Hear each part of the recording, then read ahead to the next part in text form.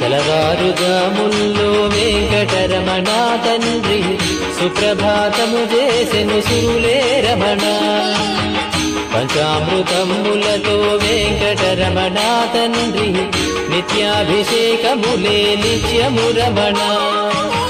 వజ్రమకుటంబుతోను వెంకటరమణ తండ్రి శంకు చక్రధారుడవే తిరుమల రమణ.